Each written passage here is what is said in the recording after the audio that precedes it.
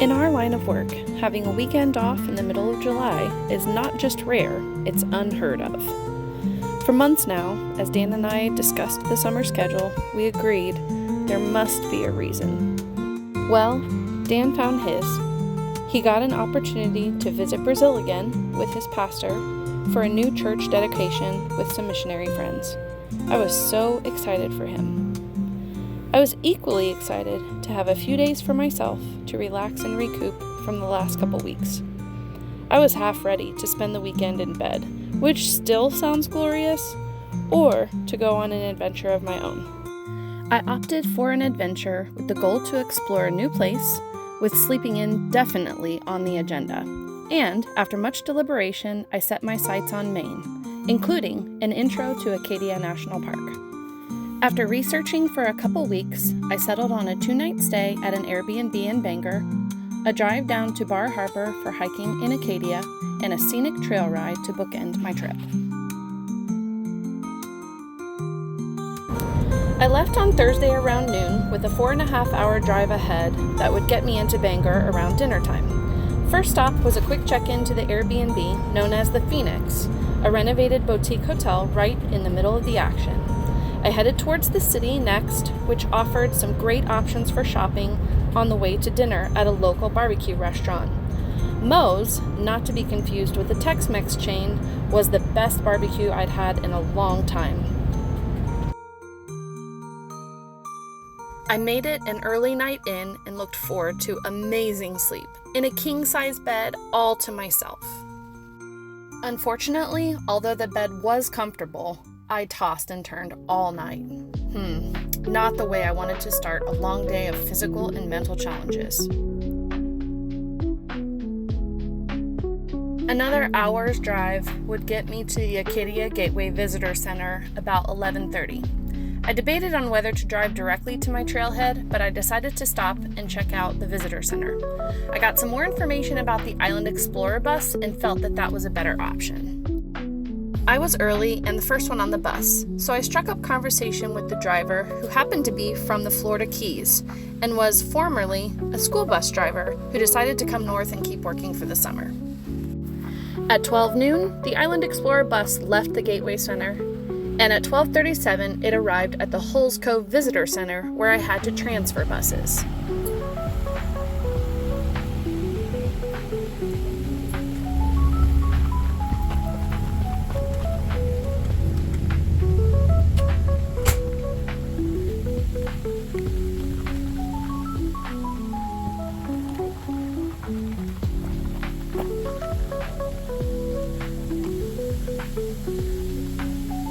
At 12:50, I hopped on bus number 4 headed to Loop Road. This would put me at a stop closest to the Gorham Mountain Trailhead.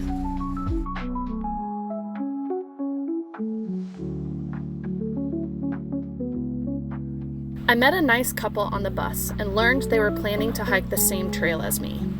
We decided to sort of loosely follow each other along, as Carl had hiked part of this area before.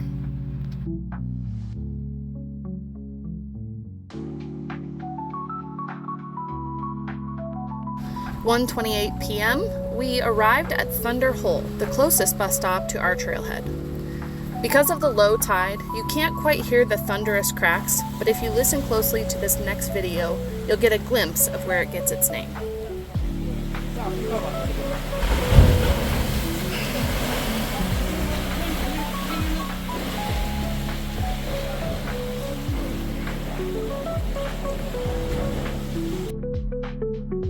We headed south along the Ocean Path Trail toward the Gorham Mountain Trailhead.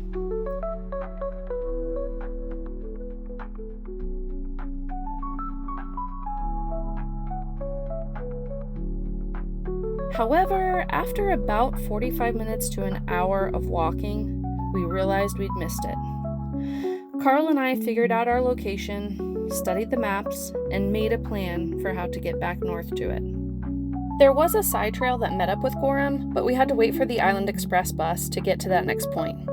Once we got off and started walking again, we soon realized we were not where we thought we were, and were actually now lost. After guidance from a park ranger to go one direction and later from a bus that stopped and told us to go back the opposite direction, we finally found our trailhead.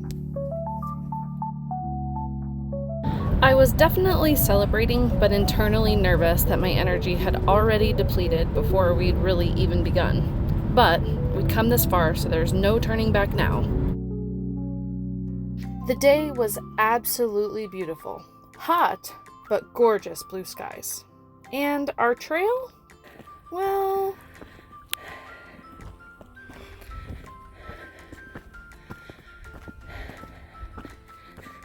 I asked for a moderate climb.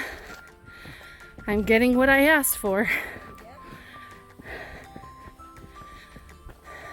So far, so good. Just getting to the trail. Yep.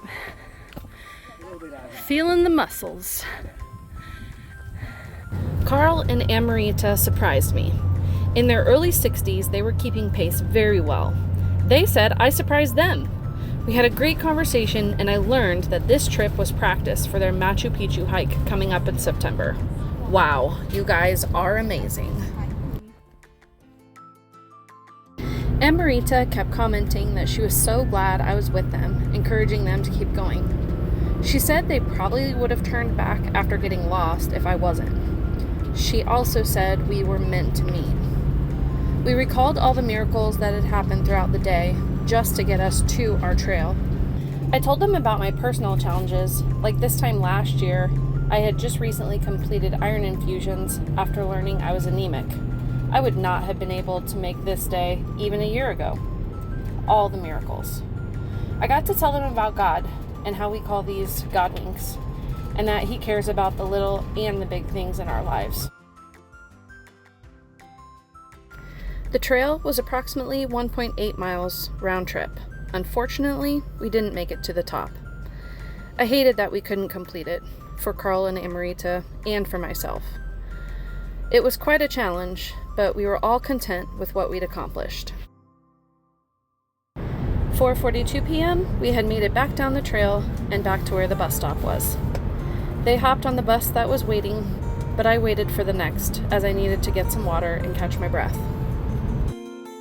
4:58 p.m., I hopped on the next bus, and at 5:40, my bus arrived back at the visitor center, where Carl and Amarita were waiting and waving. So sweet. As I was saying goodbye, I missed my connecting bus. They insisted on taking me back to the visitor center where my car was.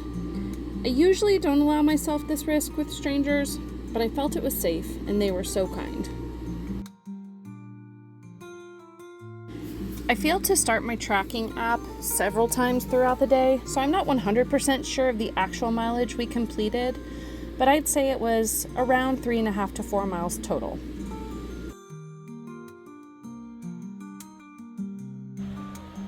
There were many other incredible sights and experiences that simply cannot be contained in this vlog.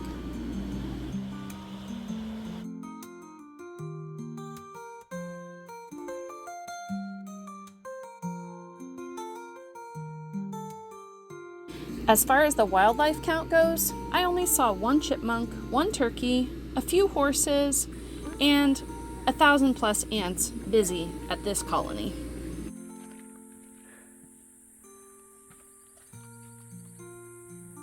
I ended my day by celebrating at a local home cooking place called Helen's.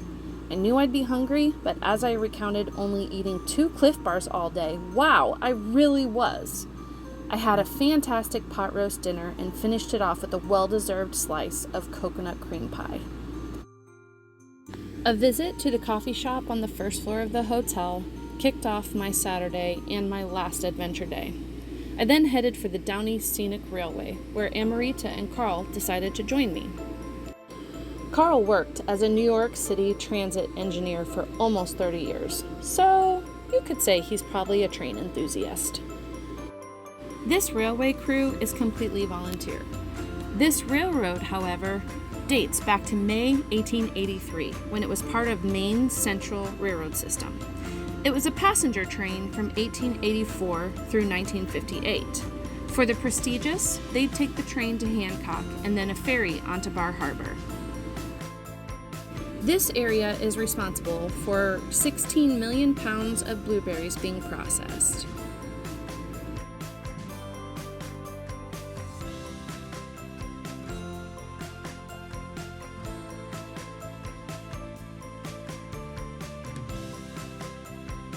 If I had to vote, the most interesting event that happened while aboard was the exchange of the engine.